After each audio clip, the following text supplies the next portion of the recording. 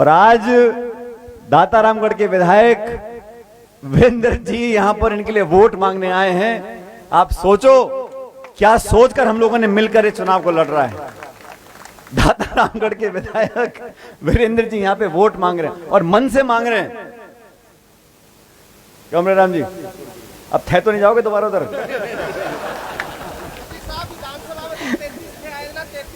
तो मैं अमराराम जी को बोल रहा हूं, आप संसद में पहुंचकर कम से कम दातारामगढ़ को छोड़ देना, तुम सीकर के राजनीति करना। वीरेंद्र जी भी राजी रहेंगे, नारायण सिंह जी भी राजी रहेंगे। हम लोग आपस में चुनाव भी लड़े हैं साथियों, लेकिन देश के सामने आज बड़ी चुनौतियां हैं।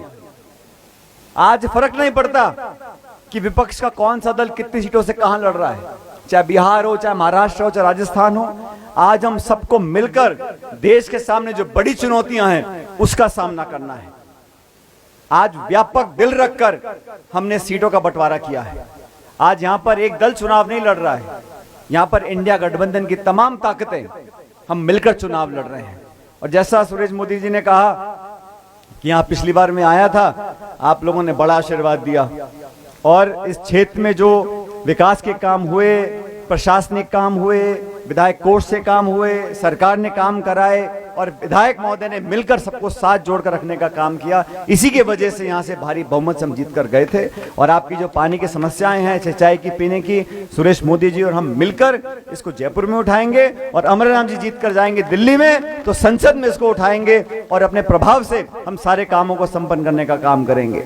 मेरा आप सब लोगों से आग्रह है, ये चुनाव महत्वपूर्ण है इसलिए नहीं क्योंकि अमराराम जी संसद में पहुंच जाएंगे।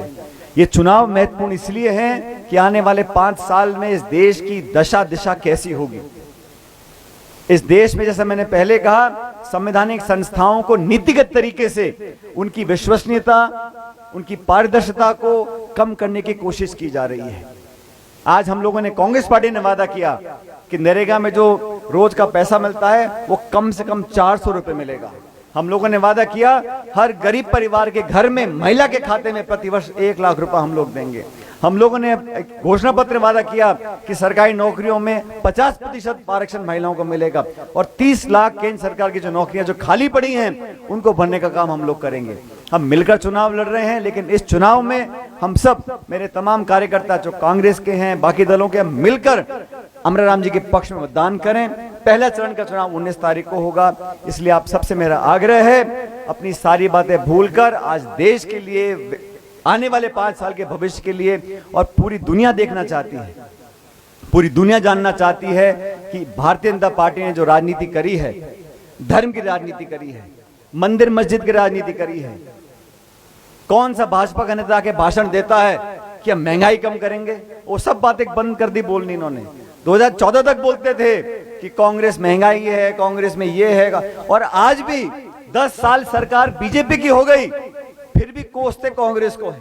सवाल हमसे पूछें, अरे भाई तुमने 10 साल में क्या किया ये बताओ ना। आपने कितनी खरीद करी फसल की, कितनी महंगाई कम कर दी, कितना निवेश हुआ सड़क में, बिजली में, खाद का, बीज का, पानी का, रोजगार का, शिक्षा का, चिकित्सा का, कोई मतलब नहीं है। हिंदू मुसलमान, मंदिर मस्जिद, हिंदुस्तान पाकिस्तान, इतना ही तो बोलते हैं, कोई चौथी बात तो बोलता नहीं कोई। यही भाषण, यही टेप रिकॉर्डर ऑन कर रखा है पिछले कई सालों से, और अब कह रहे 2047 में ये करेंगे, अमृतकाल में ये करेंगे। अरे 10 साल में क्या किया उसका तो जवाब दो पहले। जो 2 बार वोट लिए थे और जनता भी, तुम भी जनार्दन पूरे हो, कभी इस बाबा को वोट डाल दो, कभी उस बाबा को वोट डाल दो, और 10 साल से कोई आता पता नहीं। ऐसे व्यक्ति को वोट दो जिसकी बाह पकड़ के आप काम करा सको, जो आपके बीच का हो, जो बीच में रहता हो, आपके 24 घंटे दुख सुख का भागीदार बने। और मैं, हमारी जिला कांग्रेस कमेटी के अध्यक्षा जी हैं, हम सब कांग्रेस के विधायक और नेता, हम सब साथ मिलकर अमराराम जी के पक्ष में वोट मांग रहे हैं, आपके लिए मांग रहे हैं। आपकी विकास और प्रगति की आशा हम लोगों को है और पूरा विश्वास है कि 19 तारीख को आप लोग हमारे गठबंधन के प्रत्याशी को जिताकर भेजोगे। और पाटन और नीम का थाना से रिश्ता आज का नहीं है। सूर्य जी तो बहुत देर में राजनीति में आए हैं, आपका पूरा परिवार जुड़ा रहा कांग्रेस से, हम सब, मेरा खुद का व्यक्तिगत यहाँ से बहुत पुराना संबंध है। और अमराराम जी के चुनाव प्रचार के लिए मुझे सीताराम येचुरी, बृंदा करात जी, तमाम नेताओं ने मुझे कहा कि हम सब ने मिलकर एक ऐसे व्यक्ति को टिकट दिया है जो किसान और मजदूर की आवाज को उठाता रहा। और ये मैं देख चुका, हम सरकार में थे तब भी अमरनाथ जी कभी यहां पे धरना, यहां पे भूख हड़ताल, ये चिल्लाना, वो चीखना, लेकिन किस लिए करते थे? सरकारों का विरोध करना कोई बुरी बात नहीं है। अगर जनता के हित में, मैं प्रदेश कांग्रेस का अध्यक्ष था, हम भी संघर्ष करते थे, विरोध करते थे और जमकर करते थे, लेकिन व्यक्तिगत नहीं करते थे, नफरत की राजनीति नहीं करते थे। सिद्धांत की, उसूल की, नौजवानों के लिए, किसानों के लिए धरने भी दिए, प्रदर्शन भी किए। लोकतंत्र में विपक्ष उतना महत्वपूर्ण जितना सरकार है। ये तराजू है, इसको बराबर में आंकना पड़ेगा। लोकतंत्र तब मजबूत है जब विपक्ष मजबूत है।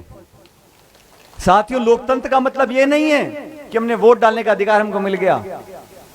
वोट तो रूस में भी पड़ते हैं, वोट तो पाकिस्तान में पड़ते हैं, लेकिन लोकतंत्र वहां मजबूत है जहां संवैधानिक संस्थाएं मजबूत हैं, जहां संसद में जवाबदेही होती है। ये वो सरकार है जिसने एक दिन में 147 सांसदों को निलंबित कर दिया और फिर सारे कानून पास करा दिए। संस्थाओं को बचाने के लिए, किसानों की आवाज को बुलंद करने के लिए, नौजवानों का बेहतर भविष्य तलाशने के लिए 19 तारीख को आपको अमरनाथ जी को वोट डालना है। ये आग्रह करने के लिए आपके बीच में आया था। आपने बहुत चैन से मेरी बात को सुना और जैसे मैंने शुरू में कहा, अब वीरेंद्र जी संदेश लेकर आए हैं, नारायण सिंह जी का भी, कि अमरनाथ जी को जिताना है। तो आप समझ लो, सब मिलकर एकजुटता से चुनाव लड़ रहे हैं। भारी बहुमत से 19 तारीख को अमरनाथ जी को वोट डालकर जिताओ और आप सब परिवार सहित हमेशा मुस्कुराओ, फलो फूलो, आगे बढ़ो। मेरी आपको बहुत बहुत शुभकामनाएं। जय हिंद, राम राम साहब।